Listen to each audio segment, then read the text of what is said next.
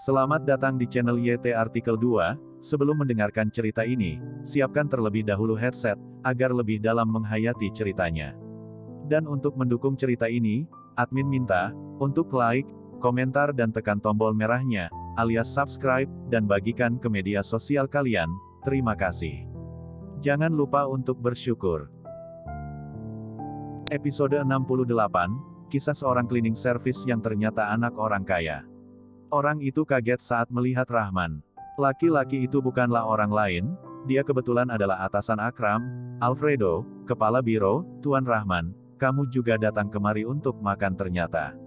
Alfredo menyapa Rahman dengan ramah. 2 hari yang lalu meskipun Rahman baru saja mengajaknya makan, tetapi dia masih saja tidak mempercayainya. Pemuda yang kelihatannya biasa-biasa saja ternyata adalah pemilik di balik perusahaan Bintang 8, atasan Akram saja memperlakukannya dengan begitu baik.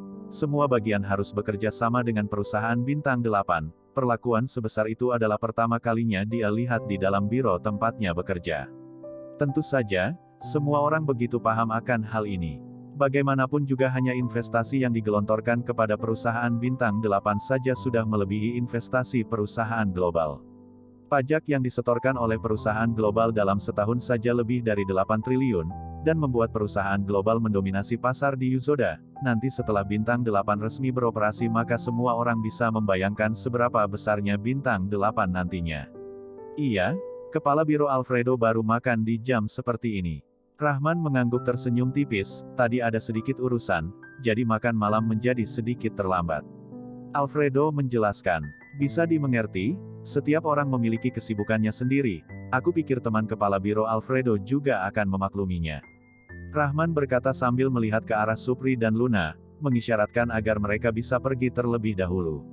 Luna dan Supri yang melihat jika Rahman ternyata mengenal kepala biro membuat mereka tercengang tidak menyangka akan apa yang mereka saksikan. Supri masih lebih baik, karena sebelumnya dia sudah tahu jika Rahman akan membuka sebuah mall. Jika bisa mengenal kepala biro maka itu adalah hal yang wajar. Tetapi detak jantung Luna berdetak semakin kencang. Dia kemarin sempat berpikiran untuk memperbaiki hubungan Rahman dengan Akram, dan saat Rahman memulai usahanya nanti akan bisa mendapatkan bantuan dari Akram. Meskipun tidak bisa mendapatkan bantuan darinya, setidaknya hubungan mereka tidak seburuk sebelumnya. Dia tidak menyangka jika Rahman memiliki hubungan yang begitu akrab dengan kepala biro yang mana merupakan atasan Akram. Dalam sekejap dia menjadi mengerti akan kejadian kemarin dan hari ini, yang mana kenapa Rahman masih saja tidak bisa memperlakukan Akram dengan sikap hormat. Hanya saja Rahman yang bisa mengenal orang seperti kepala biro seperti ini membuat dia menaruh curiga dalam hatinya. Ini adalah orang besar ketiga yang tidak bisa sembarang disentuh yang dia temui, yang memiliki hubungan yang baik dengan Rahman. Rahman, suamiku, sebenarnya sudah berapa banyak hal yang kamu sembunyikan dariku. Kalian naiklah ke mobil terlebih dahulu, aku ada hal yang ingin disampaikan dengan kepala biro Alfredo. Mereka masih berdiri di sana tidak bergeming, jadi Rahman mengatakannya langsung. Oh, baiklah. Supri menanggapi dan langsung melangkahkan kakinya menjauh menuju ke mobil. Dalam hati Luna masih begitu terkejut, dia berbalik badan berjalan menuju mobilnya.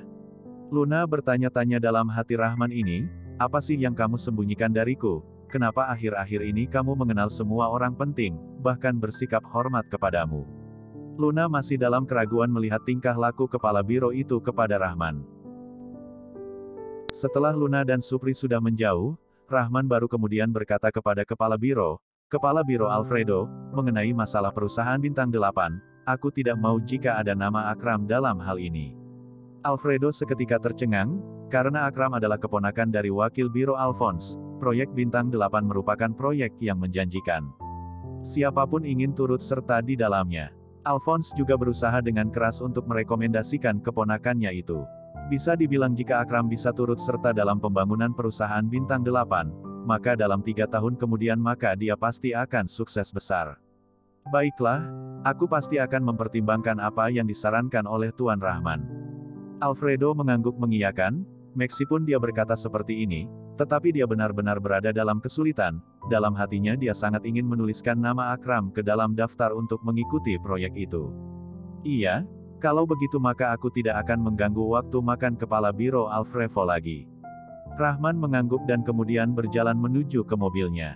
Karena diperlakukan dengan semena-mena oleh Rahman dan Supri, Akram juga sudah tidak ingin melanjutkan acara ini. Dia meminta maaf kepada semuanya dan pamit untuk meninggalkan acara.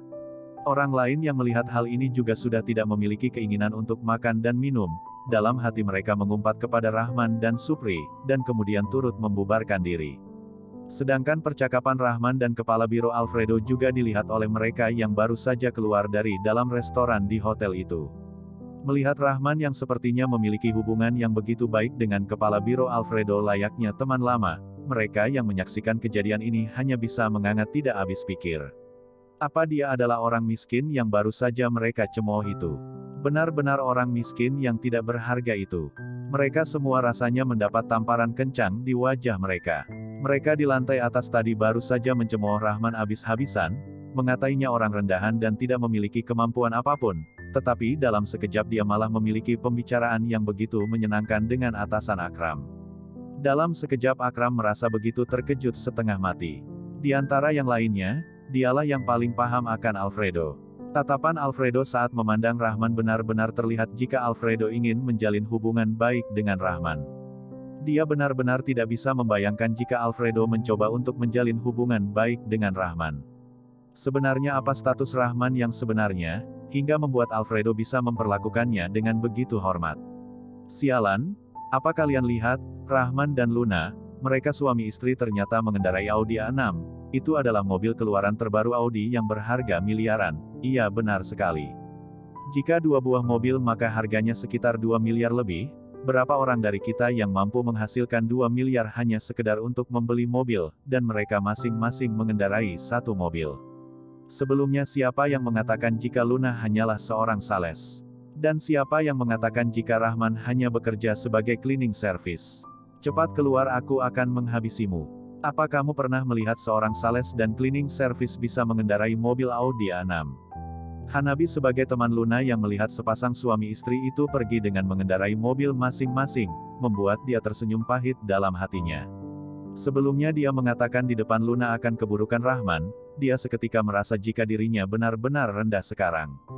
Marwah memandangi dengan tatapan kesal kedua mobil Audi A6 yang sudah menjauh, wajahnya terlihat begitu suram. Dia sebelumnya juga sempat mengatakan masalah cleaning service untuk mencemooh Rahman. Dia benar-benar mengira jika Rahman benar-benar mencari pacarnya untuk diberikan pekerjaan sebagai cleaning service. Tidak disangka jika Rahman hanya ingin mengerjainya saja. Seseorang yang mampu mengendarai Audi A6 apa dia masih membutuhkan pekerjaan sebagai cleaning service? Kepala cleaning service saja tidak mampu untuk memilikinya. Seketika Marwah merasa jika dirinya begitu menggelikan. Dalam hatinya dia semakin membenci Rahman. Rahman, kita tunggu saja, tunggu hingga aku dan Hanzo memiliki pijakan yang stabil di bintang 8, maka aku akan memberikan pelajaran kepadamu. Marwah begitu geram dan memaki dalam hatinya. Muharram yang meskipun mengendarai mobil lebih bagus dari Rahman, tetapi dia benar-benar kehilangan muka untuk saat ini. Sejujurnya, dia sebelumnya hanya menganggap Rahman sebagai orang miskin saja, dan tidak begitu ingin memperdulikannya, tetapi tidak disangka jika Rahman adalah salah satu orang di antara teman lamanya yang sudah sukses. Dan yang lebih tercengang tidak percaya adalah Herko. Dia sempat bersitegang dengan Rahman dan Supri, dan dengan jelas membandingkan status mereka, dia juga sampai membawa-bawa uang untuk merundung mereka. Kemudian, setelah itu dia baru menyadari jika status dan kekayaan yang dia miliki benar-benar jauh dari jangkauannya, dan bisa membuatnya mati terpuruk. Kepala Biro Alfredo, melihat Kepala Biro datang mendekat, Akram menyapanya dengan terburu-buru dan mengkondisikan perasaannya. Kepala Biro yang melihat Akram kembali melihat Rahman yang sudah pergi tidak terlihat lagi, dan seketika dia mengerti mengapa Rahman mengatakan hal seperti itu kepadanya tadi. Iya, kebetulan aku memiliki hal yang ingin aku katakan kepadamu, mengenai masalah tentang perusahaan Bintang 8, kamu tidak perlu turut serta di dalamnya. Alfredo menjelaskan. Kenapa? Akram begitu terkejut, bisa bergabung dengan proyek perusahaan Bintang 8 merupakan kesempatan yang sangat bagus, dan juga merupakan kesempatan baginya untuk bisa naik jabatan. Dia sudah melakukan segala hal untuk bisa mendapatkan kesempatan ini. Setelah apa yang dikatakan Alfredo dia benar-benar tidak bisa menerimanya. Karena kamu sudah menyinggung seseorang yang tidak seharusnya kamu singgung. Alfredo menatap Akram dengan tatapan serius, kemudian melangkahkan kakinya menuju ke dalam hotel. Bersambung.